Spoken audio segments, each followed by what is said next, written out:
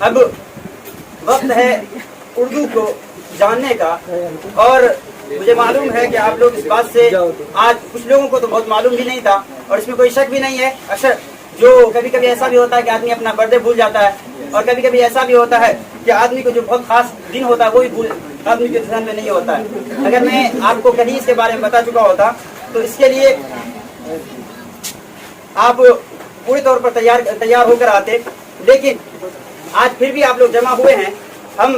اردو کے لیے اور اردو کے بلکہ جو اہمیت اور اس کی فضیلت ہے، اس کے لیے ہم اپنے بہت زیادہ قریبی دوست، اور جن کا نام بھی آپ نے دیکھا ہوگا، ان کا نام مولانا انتخاب ندوی ہے، اور وہ ہمارے بہت سینئر رہے ہیں، اور صحیح بات تو یہ ہے کہ وہ ایک شاعر بھی ہیں اور ان کے بہت اشعار بھی آ چکے ہیں۔ ہم ان کو اسٹیج پر بلانا چاہتے ہیں، اور ان کا جو موضوع ہے یا جو لب کشائی کریں گے، انہوں نے ان کو اردو اور اردو کی تاریخ بتانی ہے، اور ہم چاہیں گے کہ آپ لوگ غور سے سنیں گے۔ ایک بار زوردار تالیوں سے سواگت کیجیے۔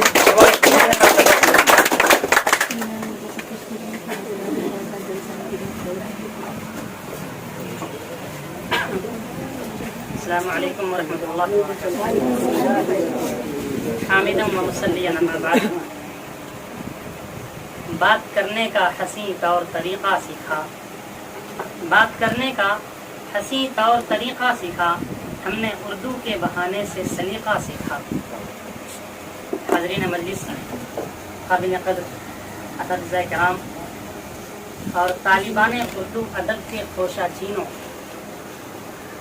سچی بات تو یہ ہے کہ میں پہلے ہی اعتراف کر لوں کہ میں اسٹیج کا آدمی نہیں ہوں۔ میرا کام لکھنا ہے۔ آپ چاہیں تو کسی بھی موضوع پہ میں لکھ سکتا ہوں۔ میں نے برادروں سے بھی کہا تھا کہ میں لکھ دیتا ہوں، آپ میرے حوالے سے میری طرف سے پڑھ ڈالیں، لیکن ان کا اصرار، ان کا تعلق اور اردو کے حوالے کی وجہ سے میں یہاں موجود ہوں۔ امید ہے سماعت کریں گے۔ حضرات، آج اس موضوع پر گفتگو کرنے کو کہا گیا ہے۔ میں اب تک اس ادھیڑ بن میں ہوں کہ کہاں سے چھیڑوں فسانہ، کہاں تمام کروں۔ یقیناً اردو کے موضوعات اتنے متنوع اور اس کے اندر اتنی وسعت اور گہرائی ہے کہ کسی ایک مجلس میں کما حق ہو اس کا حق ادا کرنا کار دشوار اور بہت ہی مشکل ہے۔ پھر بھی ہم چاہتے ہیں، کوشش کریں گے کہ تھوڑی دیر کچھ باتیں ہو جائیں، اردو کا سننا سنانا ہو جائے، تاکہ ہم بھی یہ کہہ سکیں کہ ابھی تہذیب کا نوحہ نہ لکھنا، ابھی تہذیب کا نوحہ نہ لکھنا، ابھی کچھ لوگ اردو بولتے ہیں۔ حضرات، ہم اور آپ اس عظیم شخصیت کے حوالے سے یہاں جمع ہیں، جسے دنیا سر ڈاکٹر علامہ اقبال کے نام سے جانتی ہے۔ آپ کے اردو کی خدمات کا اندازہ اس بات سے لگایا جا سکتا ہے کہ آپ کی خدمات کے اعتراف میں آج کے دن عالمی طور پر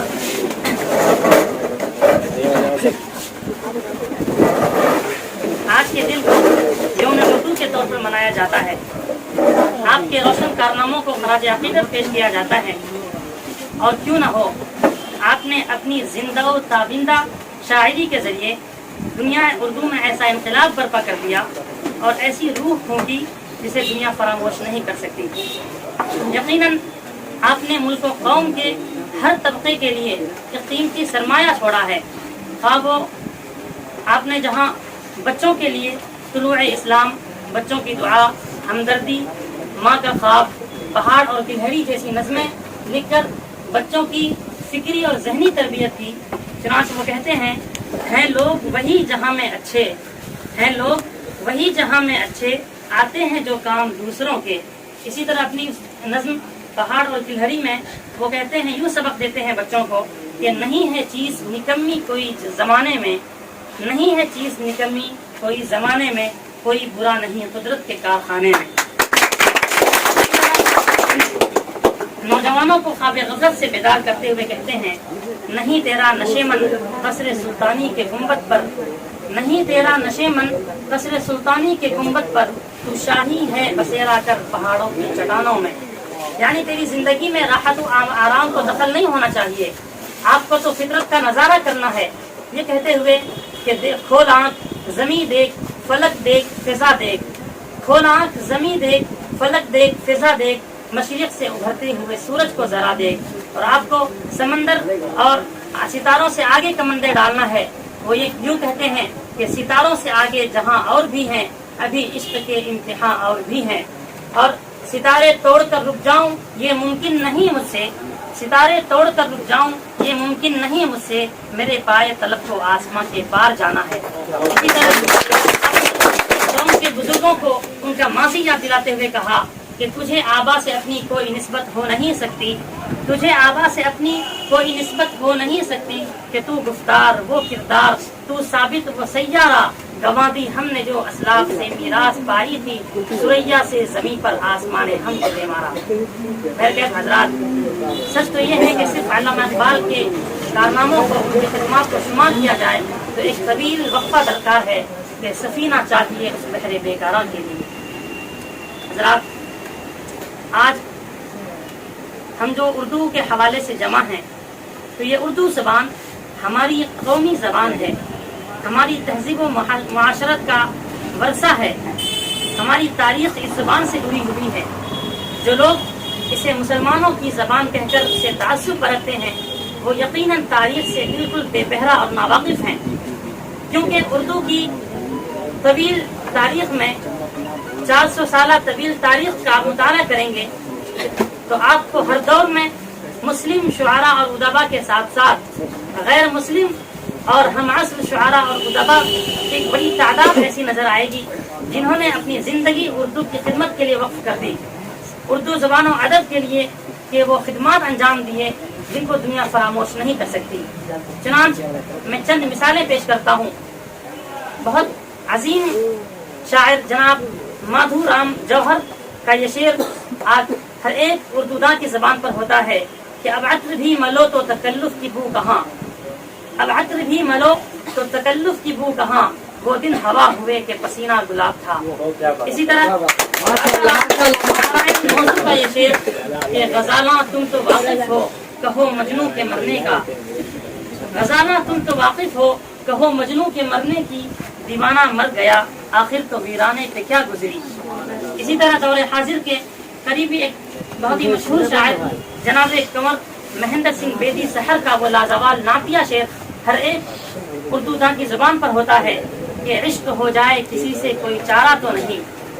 عشق ہو جائے کسی سے کوئی چارہ تو نہیں، صرف مسلم کا محمد پہ اجارہ تو نہیں۔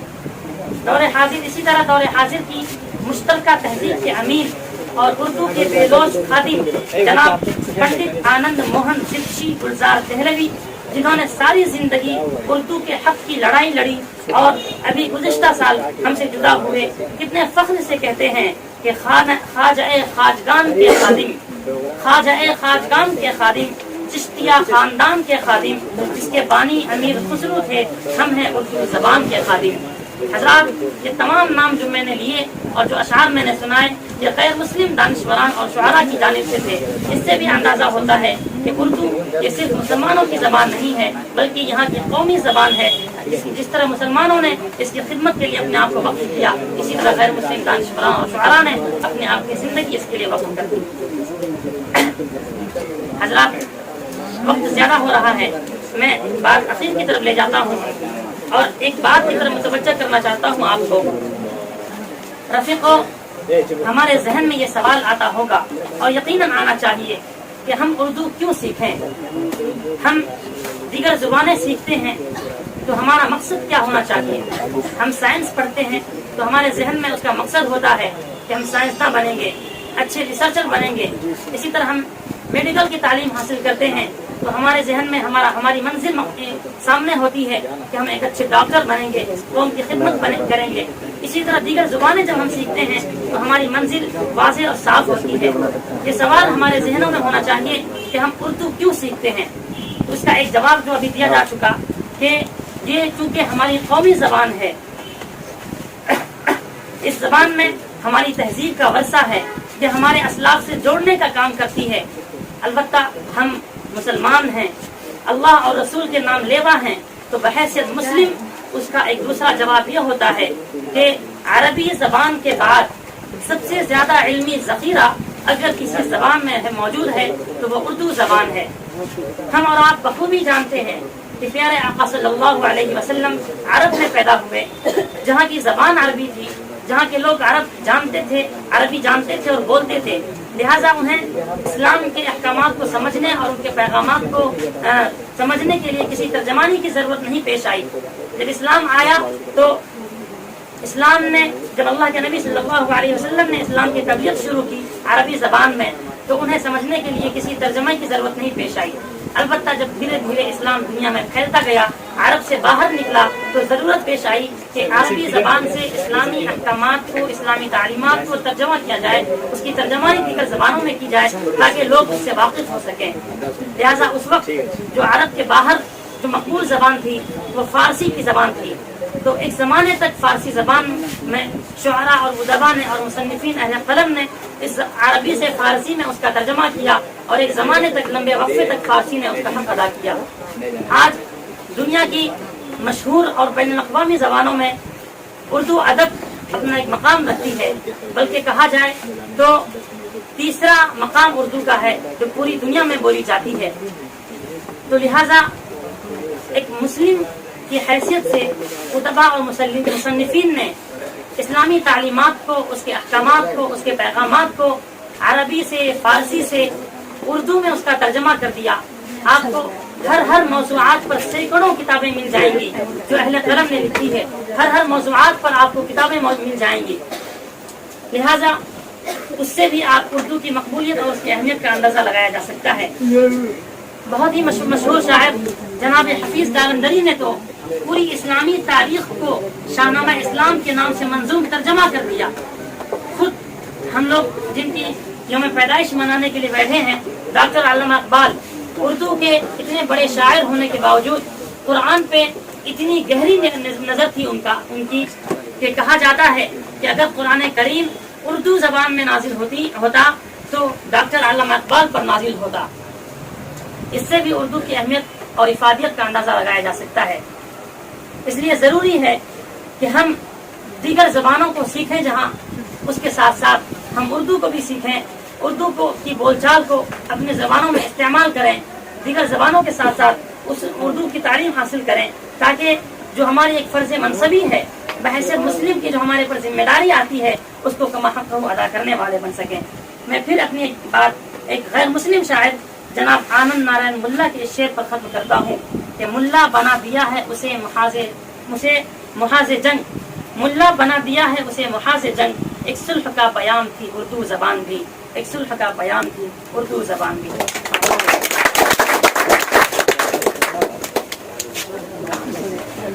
بہت شکریہ، اور مجھے اتنا یقین ہے کہ آپ لوگوں نے اسے بہت غور سے سنا ہوگا، اور اگر آپ نے اسے غور سے سنا بھی ہے تو میں بہت خوشخبری آپ کو دے دوں کہ اگر آپ نے اسے غور سے سنا ہے اور آپ اسے لکھ سکتے ہیں تو آپ کے انٹر کا 5 نمبر کا